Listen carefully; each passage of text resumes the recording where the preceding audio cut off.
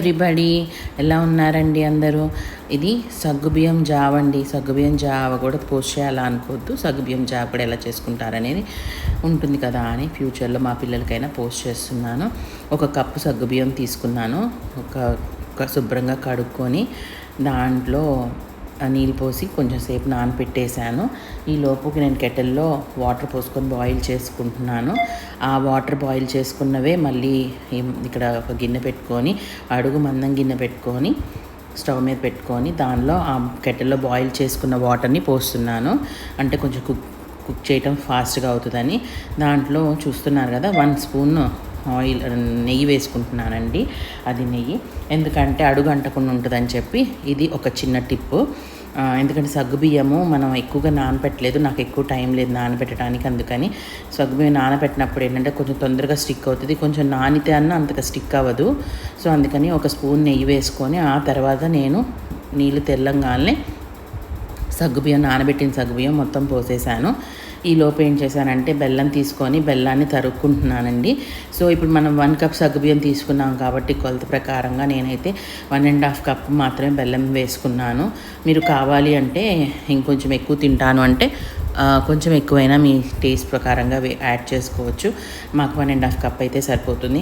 ఈ సగ్గుబియ్యం జావా ఈ సమ్మర్లో చేసుకుంటే కొంచెం బాడీ కూలెంట్గా పనిచేస్తుందని పెద్దలు చెప్తారు కాబట్టి నేను ఇంకా అది ఫాలో అవుతాను. అది కూలెంట్గా పనిచేస్తుందా లేదా అనేది నాకైతే నేను అబ్జర్వ్ చేసిన దాని ప్రకారం అయితే పనిచేసిందని నా ఫీలింగ్. ఎందుకంటే వాళ్ళు చెప్పింది మనకి అంత అంటే నానుడే కాబట్టి వాళ్ళు చెప్పేది జరిగిందే, అంటే అబ్జర్వేషన్స్లో జరిగినవే చెప్తారు కాబట్టి వాళ్ళు అబ్జర్వ్ చేసిందే చెప్తారు కాబట్టి సో నేను కూడా అట్లా అప్పుడప్పుడు అట్లా చేసుకుంటాను. చూసారు కదా 1.5 కప్ బెల్లం వేస్తున్నాను. సో ఇట్లా సగ్గుబియ్యం జావలో ఏంటి అంటే మనం పాలు పోయాల్సిన అవసరం ఉండదు. కావాలంటే పాలైనా పోసుకోవచ్చు.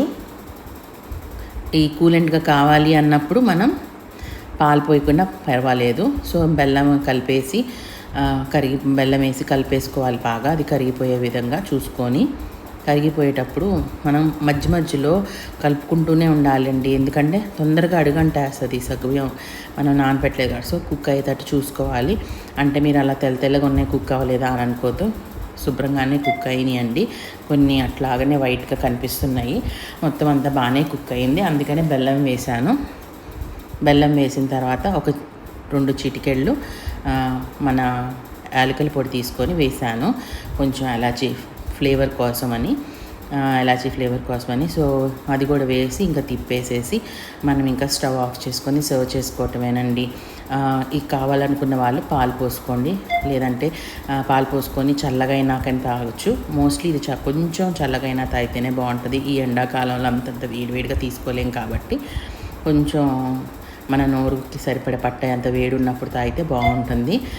పాలు పోసుకొని చల్లటి పాలు పోసుకొని తాగినా బాగానే ఉంటుంది కొంచెం వేడి తగ్గిన తర్వాత. మేమైతే ఇలా డైరెక్ట్గానే కన్జ్యూమ్ తీసుకున్నాము. ఇలా డైరెక్ట్గానే తీసుకున్నామండి. సో మీకు ఈ రెసిపీని షేర్ చేద్దామని చేశాను. I hope you all like this video. Thanks for watching. Please do like, share and subscribe. మీరందరి ఒపీనియన్ ఏంటండి? కూలెంట్గా మీకు ఎప్పుడన్నా పని చేస్తుందా ఇది? అదొకసారి వీడియో చూసి మీ అబ్జర్వేషన్స్ ఏంటో దీని మీద చెప్పండి. థ్యాంక్ యూ ఫర్ వాచింగ్ అండి. Bye. I hope you all like this video. Bye.